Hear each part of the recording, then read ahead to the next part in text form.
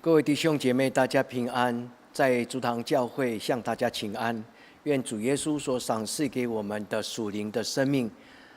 运行到每一个角落，在天涯海角与各位弟兄姐妹同在。今天我要跟大家分享主堂教会主日的信息，来自于保罗看见马其顿的异象这一个故事。这一个故事是关乎个人，也关乎教会，更关乎教会的使命跟宣教。愿上帝的灵带我们回到2000年前保罗所领受的这个异象，因为异象对个人、对教会跟对整个世界的宣教是非常的重要。愿圣灵就是带领宣教的灵，不论在保罗跟路加的身上，也在我们各位弟兄姐妹的身上。上个礼拜我跟各位弟兄姐妹分享的是有关于神迹。耶稣说在末后的世代只剩下约拿的神迹，那是我上个礼拜的分享的信息。在那个信息当中，最主要的不论是异象或者神迹，都是关乎上帝的作为跟上帝的心意。上帝通过神迹奇事，也通过异象跟异梦，让人明白他的作为跟他的心思意念。那今天我们要跟各位弟兄姐妹进入到神迹进入到异象的当中。耶稣对那些为难他的人、看好戏的法利赛人他说，在这个世代不再有神迹，只剩下了约拿的神迹。他谈到是神迹最重要的不只是神迹奇事，因为有些人看神迹的动机是错误的，因为他们不是真正的想要明白上帝的权柄跟上帝的心思意念。所以耶稣当时对法利赛人所讲的说，在这个世代不再有神迹。那个地方谈的是 the sign of the times， 就是在我们现世当世这个世代的记号。各位弟兄姐妹，神迹跟异象是一体两面的。让我们回到今天的经文，特别是箴言29篇18节，以及使徒行传第16章。使徒行传第15章、16章是保罗第二次传福音很重要的一个记载。他的作者就是保罗最重要的同工路加。让我们通过路加所看到保罗的心志跟圣灵的感动到底是什么呢？我们从今天我们看到的是圣灵带给保罗跟路加的一个很重要的属灵的恩赐，它叫做启示。异象可以翻译成为启示，所以异象是上帝给人的一种图像，能够让人通过这个图像能明白上帝他的旨意跟他的作为。所以异象其实异象跟看见是同样，在希腊文是同样的一个字嘛。在希腊文谈到看见是叫做 horama。另外在它的名词叫做 horasis 或者 horasis， 所以不论是动词跟名词，动词叫做看见，名词叫做意象。那真正的它的字根有一个很重要的属灵的意义，它的字根意象叫做神圣的看见，神圣的看见，或者神圣的一个视觉。异梦呢？异梦其实就是在晚上所看见的异象，就是在梦中所看见的异象。所以看见异象跟看见异梦其实是同样等级跟属灵意义的一件祝福。所以在今天的主日的金句谈到的就是神所应许说，在末后的世代，我要将我的灵浇灌在凡属血气的，他们的儿女将要说预言，他们的少年将要看见异象，他们的老人将要看见异梦。愿这一句话不只是在2000年前，因为当2000年前路加说在末后的世代，其实就是今天的21世纪我们这个世代。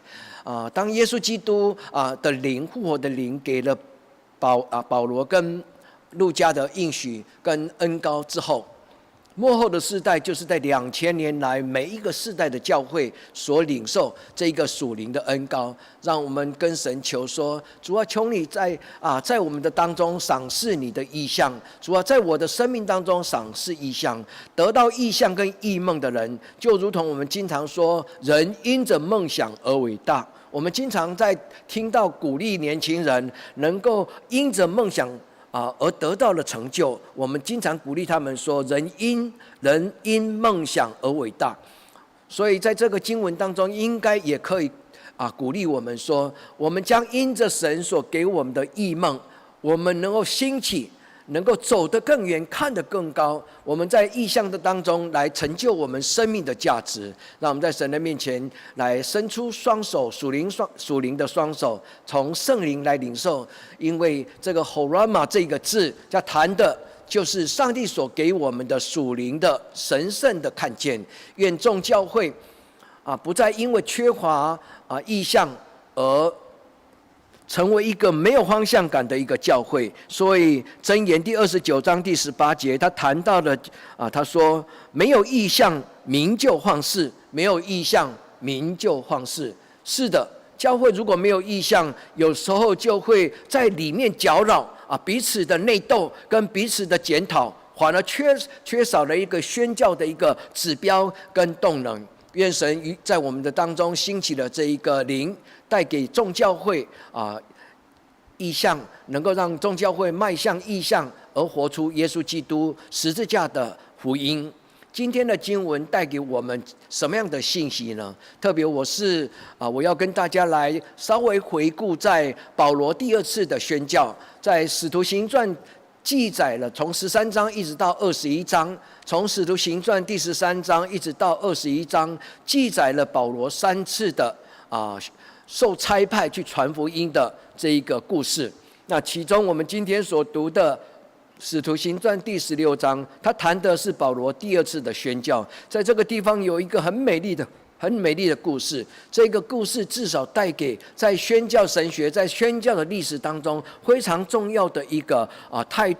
看见。在这个地方他谈到了第一个是谈到了这是一个救恩的历史。如果不是今天所看到的这个意象，可能教会的历史跟救恩的这个福传可能就不大一样。所以让我们回到保罗他的经历，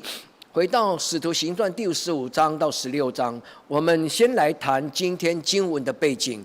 特别是16章的第9节跟第10节，16章的第9节跟第10节，谈到的是保罗跟路加他们如何去领受这个意象。这个故事这么讲，就是保罗在晚上做梦的时候圣灵给他一个意象，他看见了意象。在那个梦的当中，他看到了一个马其顿的人站他的前面，就跟他说，请你过来帮助我们吧。这个故事发生的地点，保罗做梦的地点就是在梅西亚，记载在16章的第4节、第3节、第4节那个地方。如果我们从第1节开始，就是保罗找到了提摩太，要带领提摩太去宣教，就在那个梅西亚，就是亚细亚的尽头。亚细亚是当时罗马帝国的在亚洲最西端，在亚洲的最西方的这一个省，这个省叫做梅西亚，在几个省的当中，梅西亚。那保罗要从这个梅西亚，就是在这个爱琴海旁边的这个梅西亚来，然后顺时钟的回到比推尼。当他这么打算，但是圣灵有他另外的计划，所以在那个晚上，圣灵就跟保罗说，我不准你回头去走到比推尼。这个故事很耐人寻味，因为神是自己表明了他是一个成就宣教的神，他是一个带领宣教的神。保罗在那个晚上看到了马其顿，所以在这个梅西亚，就是在亚细亚的这个就是亚洲的最西端，要进到欧洲的一个前哨站，叫做梅西亚。在这个地方跨过爱琴海以后，就是到了南欧洲。跨过了爱琴海之后，就到达了欧洲。那梅西亚横跨了两个小小的海，一个叫做黑海，另外一个在他的左手边就是爱琴海。当他跨过这个海，就是欧洲。所以保罗所处的这个地方，就是亚洲跟欧洲的一个交接的地方。马其顿刚好是在南欧洲最罗马的一个省，叫做马其顿。圣经记载马其顿的教会，其中最让我们熟悉的就是保罗在这一个宣教当中所建立的第一间教会，叫做腓立比。保罗建立这一个教会是一个非常让人羡慕的一个教会，因为常常喜乐，代表了这个腓立比教会是一个带有一种属灵恩膏的教会，圣灵的爱跟圣灵的喜乐就充满了在他们的当中。也有一个妇女叫做吕底亚，这个妇女在马其顿的一个乡下，在那个地方，在腓立比的一个乡下，他们一群妇女在那个地方查经，保罗就接近了这个妇女。所以这一次的旅行当中，让我们看到了保罗在欧洲所建立的几间教会，而且这几间教会成为众教会的典范，因为保罗特别谈到了马其顿教会的恩膏。马其顿教会有什么样的恩膏呢？他们在极其贫穷的时候，却充满了一个为福音而贫穷的心志。他们虽然贫穷，但是却仍慷慨，这就是马其顿的教会。各位弟兄姐妹，今天的教会有时候像一个空有一个健康的身材，却没有一个宣教的心志。让我们从今天宣教的灵，我们也能够参与在被唤起、被呼唤的这个使命。这个地图我们看到你的右边的这一块橘色的1、2、3，这个就是第一个地点就是安提阿，就是保罗受差派的教会。保罗是受安提阿教会所差派。如果你回到了使徒行传第13章，你就懂得整个保罗的3次宣教他所走过的足迹。那从安提阿来到第二个地点，第二个地点就是保罗遇见了提摩太，也是保罗讲解教导提摩太，然后就带着他成为他的，好像他的一个接棒人一样。所以提摩太在保罗的生命当中是一个象征着一个世代的交替。所以保罗对提摩太是特别有一种属灵的期待。他说：“不要叫人小看你年轻。”各位弟兄姐妹，我们就如同我们的前辈所建立的教会，我们跟在身边的走这个宣教的道路，从第一、第二，然后到了亚细亚的最尽头。各位弟兄姐妹，看到地图上面它呈现了一个黄色跟红色线条的一个交叉，这个地方就是梅西亚。梅西亚这个地方就是保罗做梦的地方。原本保罗希望从这个十字架这个线条交叉的这一个地点，能够顺着顺时钟又回到，我给他写了一个叫做question 4加一个问号。这个地方呢，这个地方就是比推尼。照着路加福音使徒行传第16章第1节到第4节，它记载了保罗打算从梅西亚往回走，回到比推尼，但是圣灵却不准，上帝的灵却不准各位弟兄姐妹，非常非常的重要。在第11节，上帝却不准。第10节。各位弟兄姐妹，让我们能够在今天的故事懂得，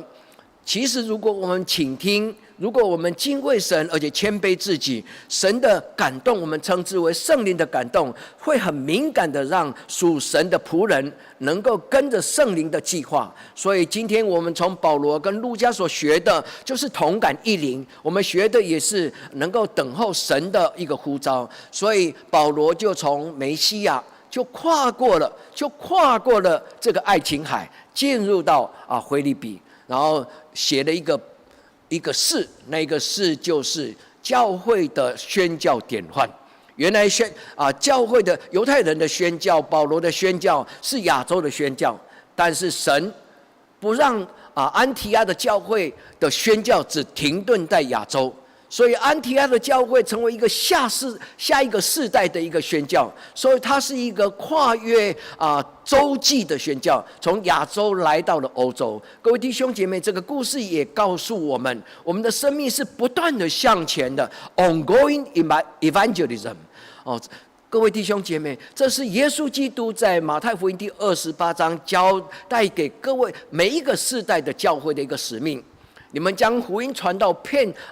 地从耶路撒冷直到地极。各位弟兄姐妹，这是一个 ongoing evangelism， 就是一个不断向前的一个宣教，让我们学习圣灵所给保罗跟路加的信息。所以在使徒行传第15章，特别是第9节、第10节这2节的过程当中，我们可以思考到几个在宣教神学当中，或者在教会的宣教历史当中所彰显出来非常有价值的信仰的意义。第一个我要跟大家谈的就是这一个宣教的故事，这个意象让我们明白，这是一种救恩的历史。这是一个救恩的故事。当上帝的灵用马其顿人的形象来对他的仆人保罗说：“你去帮助他们吧。”保罗看到马其顿的这个呼召，这个就是敞开了一个救恩的门。就让我们回到了诗篇，他说：“天门敞开，上帝的门，义的门，神的门。”敞开，各位弟兄姐妹，这是一个圣经里面非常奥秘的事情。天门向雅各敞开，天梯从天而降，天门为所有属神的爱子爱女来敞开。各位弟兄姐妹，保罗就在圣灵打开的这一个救恩的门，保罗就勇敢的进到那个里面，就进到了这个欧洲。也难怪在保罗的书信当中，特别是在哥罗西书第4章第3节，他就谈到了神为我们开了一个传道的门。今天有许多的教会因着宣教而产生了极大的热情，这个就是神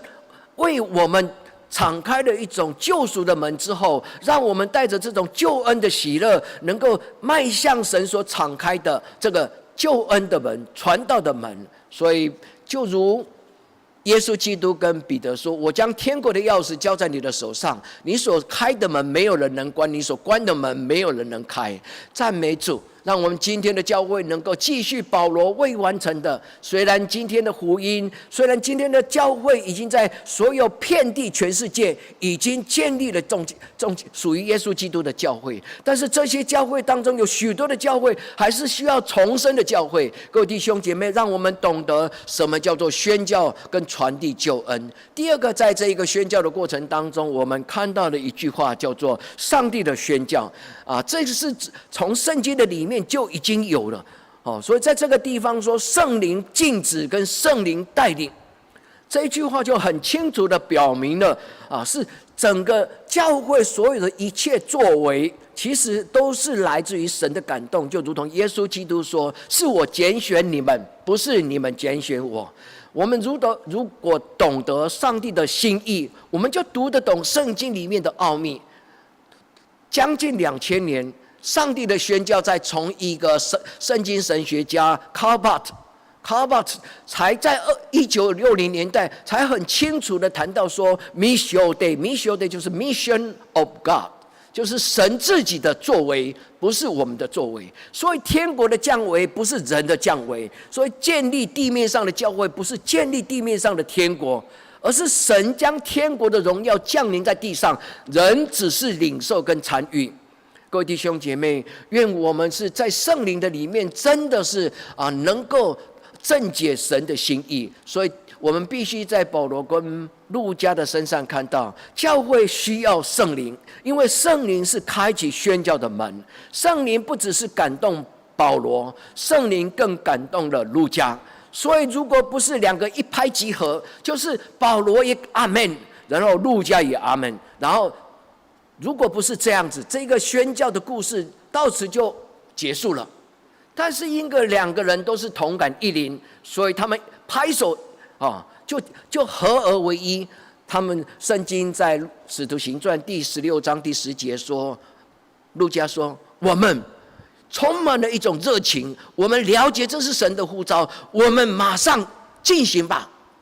所以宣教不只是一个感动，也代表是一个行动。宣教不只是一个感动，而且也代表行动。所以宣教的灵就带领了保罗跟路加，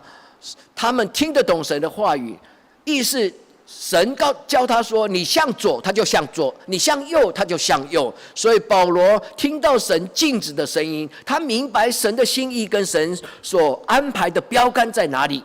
虽然他是奉安提阿教会的差派，但是他更重要的，他是圣灵掌权。各位弟兄姐妹，听懂吗？保罗的宣教之旅是奉着安提阿教会的差派。但是真正保罗是顺服在圣灵的带领当中，所以不是照着原来的计划，而是在圣灵的计划的里面。各位弟兄姐妹，我们必须要懂得开对了门，关对了门。神所喜悦的门，我们就敞开；神不喜悦的门，我们就为众弟兄姐妹关起来。因为神所关的门是一个救恩的门，是一个救赎的门，是一个遮盖的门，是一个保护的门，是一个安静的门。让我们在圣灵的带领当中，我们来读今天的经文使徒行传第16章第9节这么说：在夜间有异象显现与保罗，有一个马其顿的人站起来对他说，请你过来马其顿来帮助我们，请你从梅西亚跨过爱琴海，请你赶快过来到马其顿来帮助我们，将耶稣基督的救恩带给我们。就如同吕底亚听到保罗的讲道之后，他邀请保罗进到他的家庭。那吕底亚就跟保罗说：如果你知道我是一个，如果你相信我是一个正正经经的妇女，求你到我的家里面来，让我招待吧。各位弟兄姐妹，神一次又一次，不论是个人或者群体，神将这个意象给了保罗。我们接下去看第10节，这个记载的作者是路加，所以他说：保罗既然看见这个意象，我们各位弟兄姐妹，路加谦虚的隐藏他自己，路加谦虚的隐藏了自己。他说：我们，他不再用一个以自我为中心的口吻，而是用一个共同、一个团契的这种角色。他说：保罗跟我们就是一个 koinonia， 是一个生命的共同体，是一个宣教的团队。各位弟兄姐妹，今天教会虽然有异象，但是有时候我们在异象的时候太过于主张个人的想法，就好像在第15章当中，保罗跟巴拿马他们产生了一个意见的冲突。所以在第15章的记载当中，保罗就不再跟巴拿马同行，所以让巴拿马回到了亚细亚。所以神已经刻意要带领保罗跟路加来进到另外一个不同的宣教的典范。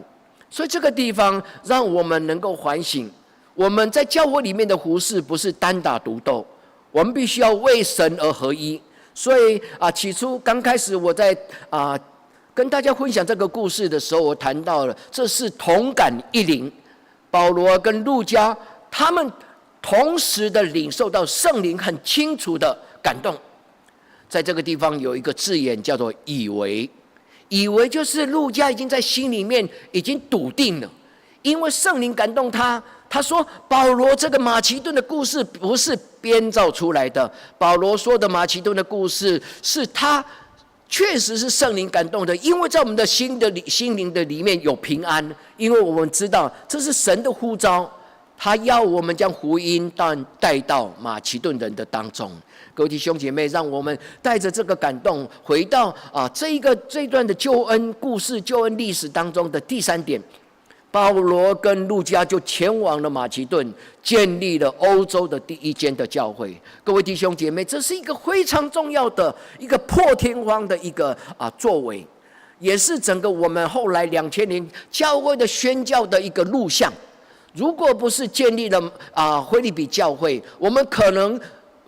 今天仍然那个教会的宣教仍然停留在启示录的那7间教会，就是在亚细亚的启示录当中的耶稣基督的7间教会的典范。各位弟兄姐妹，耶稣的灵其实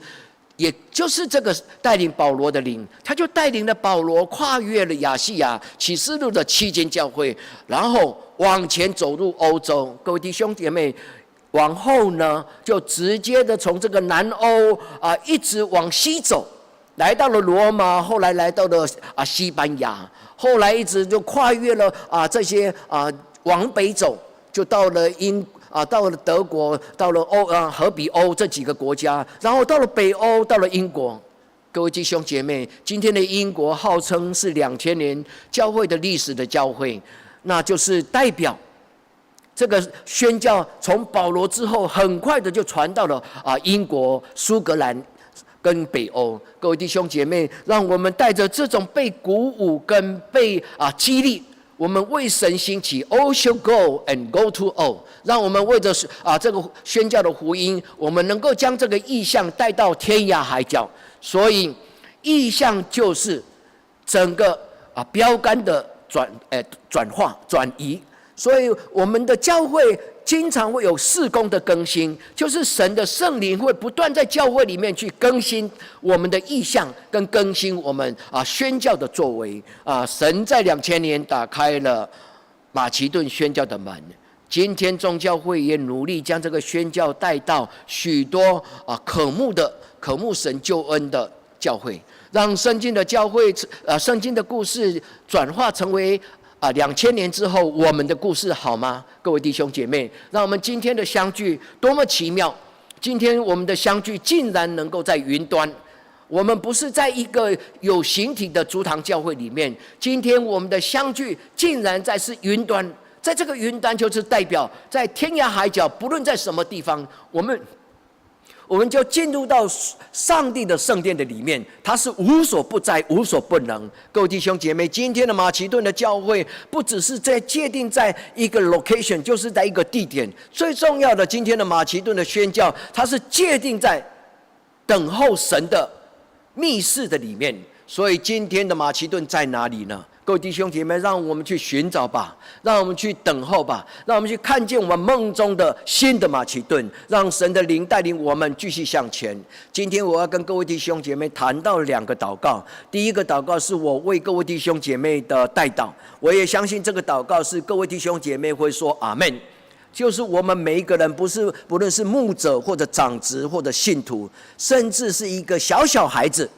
愿圣灵浇灌在你们的当中，浇灌在个人的心里面，浇灌在各位弟兄姐妹你的家里面，也浇灌在你所属的教会，也浇灌在我们已经蒙召的各位牧者、牧长、同工。我们聚集在今天的这个经文的里面，我们一起来宣告。当我们聆听或宣讲的时候，我们就跟神求说：主啊，求你差遣我到你要我去的地方。圣灵，求你差遣我到你要我去的地方，就是我的马其顿。各位弟兄姐妹，愿圣灵将很清楚的意象，意象就是一个神圣的图像，意象就是一个启示，意象就是一个神圣的记号。各位弟兄姐妹，让我们在神的面前领受吧。我们在使徒行传的第2章开场白，使徒行传是路加所写的，这一本书就表明了路加跟保罗他们的同伙伴的关系是何等的坚固哦！各位弟兄姐妹，如果你了解路加是带着什么样的心意来写这本书呢？其实《使徒行传》是路加为了保罗被囚在罗马将受刑的那个阶段路加为保罗的答辩书。有人说，《使徒行传》其实就是路加用来说服当时的罗马的审判官。想要告诉罗马的帝国，告诉他们说，这个保罗是好人，他是一个义人。各位弟兄姐妹这2个人终其一生成为一个生命的伙伴。虽然保罗为了福音而牺牲，也真的是死在罗马帝国。当路加写了这封信之后呢，保罗曾经有一段时间被释放得自由。但是最后终究为耶稣基督背十字架而得着了十字架的荣耀。各位弟兄姐妹，路加说，在末后的世代，这句话是在谈到今天的我们。在末后的世代是2000年前路加所写的，在末后的世代，当我们今天聆听到了路加所留给我们的话，这一个末后的世代，我们就应该相信这是今天给我们的应许。我们听到了圣灵的应许说，我必将我的圣灵浇灌在怀有血气的。让我们在神的面前为我们自己的血气做一种谦卑的降服。我们在神的面前承认说，我们的不完全，那个完全的如果临到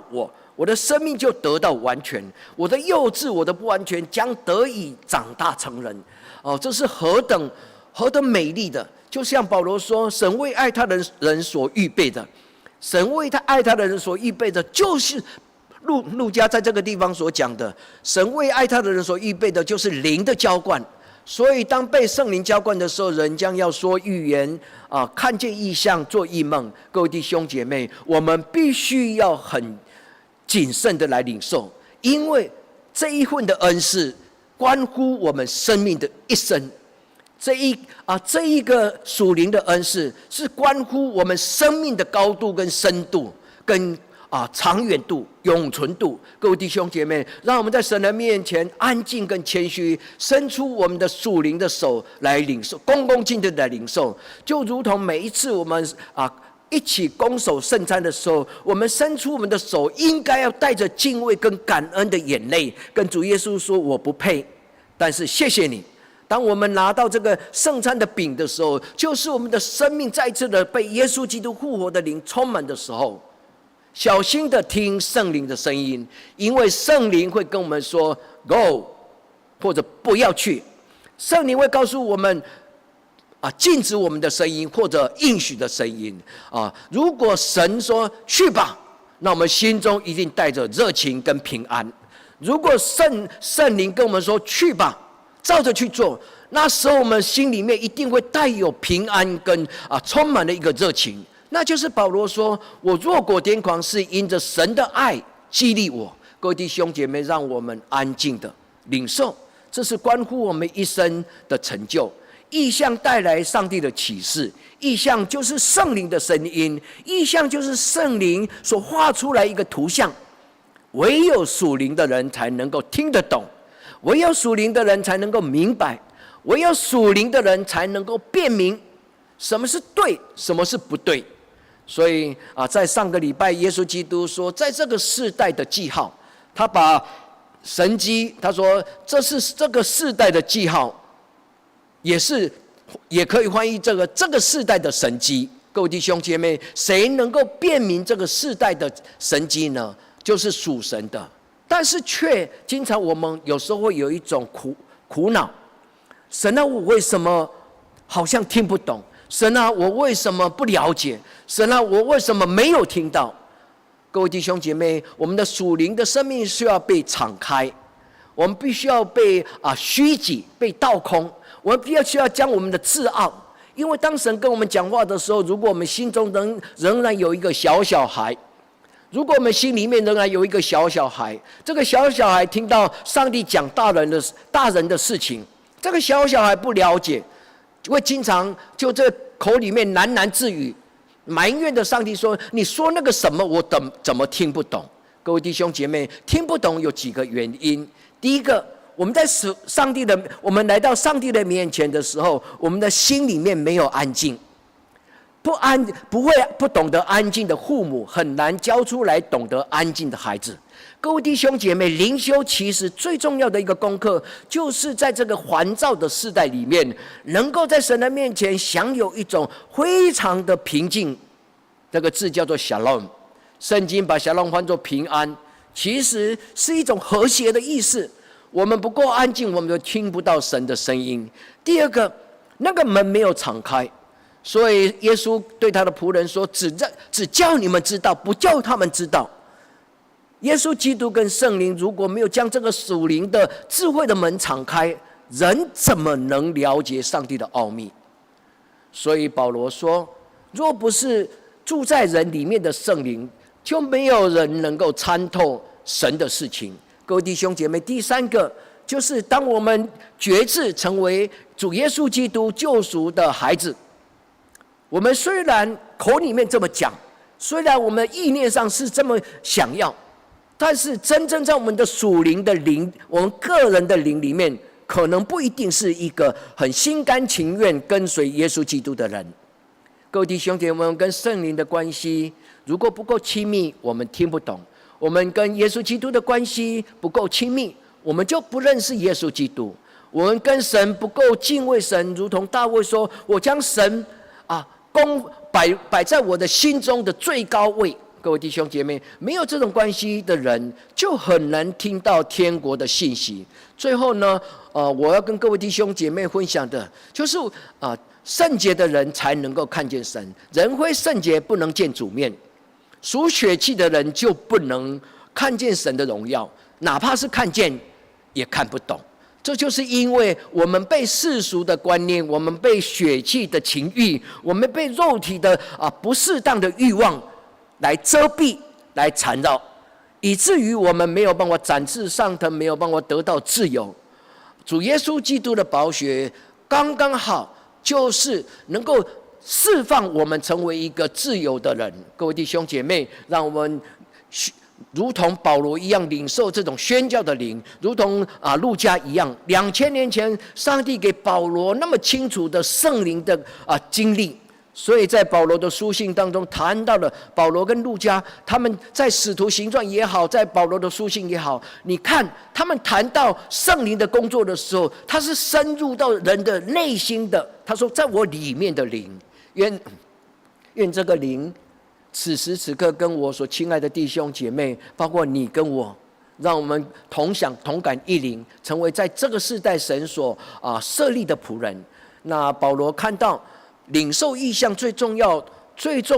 就是将这个异象完成。上帝给保罗看这个异象，不是看了一个电影，然后觉得哇好赞，只有点了一个赞。我们加入了上帝的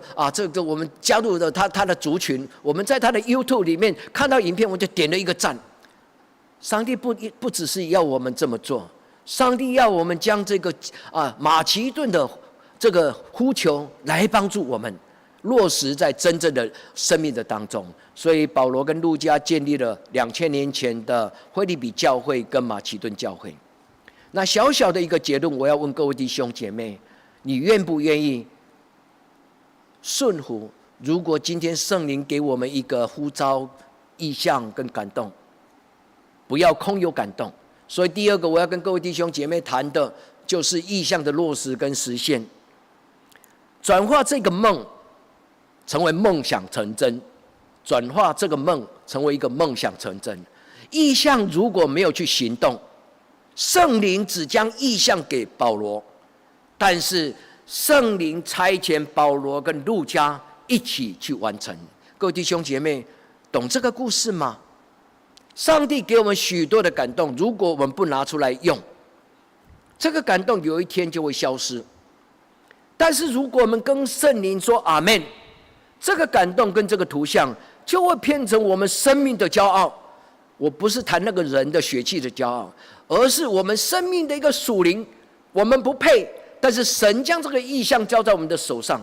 有一天当我们完成神所赋予我们的使命的时候，我们内心当中会充满了一个激动跟感恩，说神啊，我何等不配，竟然能够蒙召为你完成这件事情，是你所做，不是我所做。所以意象的落实是非常的重要。意象如果没有行动，一切都是空的。信仰绝对不只是一种理论跟空谈，信仰是一种生命的展现。所以保罗说，将生命的道表现出来，让保罗的梦归于保罗，跟圣灵求说，我也要有一个我自己的梦。各位弟兄姐妹，让保罗的梦归于他自己的梦，让我们所属于我们的呼召、意象跟异梦，如同使徒行传2章他说，在末后的世代，我们就跟神说，神啊，请你来，神啊，请你来，此时此刻我等候你，求你裂天而降，进到我的生命当中。如果当时的保罗没有行动，就没有今天的腓立比教会。有一本灵修的非常有影响力，被翻译成为38种的语言的一本，叫做《结成为主》，这有中文的翻译本。他的作者叫做钱博士 Chambers， 这个牧师，他是苏格兰人，大概在第19世纪的末期跟第20世纪的初期。在这一本的灵修，每一天如同荒漠甘泉每一天有一个短短的经文钱伯斯牧师将他内心最深的属灵的灵修的甘甜，就记在他的讲道篇当中。其实这一本书不是他所写的，而是他的讲道篇。但是他的妻子在他过世之后，在他去世之后他的妻子将他所有的这些曾经讲过的这些讲道篇，把它汇集成为这本书来纪念他。因为钱伯斯牧师他一生的态度，他这么讲，他说：“我一生竭诚为主而努力。”意思就是我为主而活，我将我一切的思想、心思、意念摆在上帝的面前，好不好？我们跟神说：“神啊，你让钱伯斯牧师带着这种敬畏的心过他的一生，求你也让我带着这个态度，就是在神的面前摆上我自己，我的心思意念，我一切的情感为你而活。”他在他10月4号的一篇短文当中，在这一本灵修集的当中的10月4号的那一篇，他谈到的，我们必须依靠所看见的异象。当我们领受了这个异象之后，必须去活出来，不要停留在感动当中而已，要去落实圣灵的感动跟带领。如同我们听到主耶稣基督所说的：“你们照着去做吧。”让我们听听这一个钱伯斯牧师他跟我们的分享。是的，各位弟兄姐妹，如果我们做了1,000,000次的礼拜，有1,000,000次的感动，却没有行动，那我们就如同脚不方便的弟兄姐妹，我们永远没有走向十字架之路。各位弟兄姐妹，在今天的礼拜当中，我们等候神，我们将自己的生命伸出手说：“亲爱的圣灵，求你牵着我的手，亲爱的圣灵，求你牵着我的手，带领我向前吧。亲爱的圣灵，赐给我意象，赐给我异梦，让我迈向我一生的将来。我们的意象需要落实跟实现。愿圣灵帮助你跟我，我们同心来祷告。亲爱的圣灵，你无始无终，你是阿尔法，你是欧米伽。上帝，你是宇宙的缘起，也是历史的结束。我们在你的面前何等的渺小，沧海一粟，我们的生命何其短暂。但是圣灵，愿我们参与你在历史永恒的洪流当中，能够跟你同行，如同历代的圣徒，我们只是跟着圣灵的江河的一个人。求你的灵今天对我们讲话，不只是讲话，也求你的灵真的恩膏，将属天的全能充满在我这个将朽坏的躯体，让我们因着你的同在，我们的生命得到荣耀。如此祷告，奉耶稣基督的圣灵求，阿们。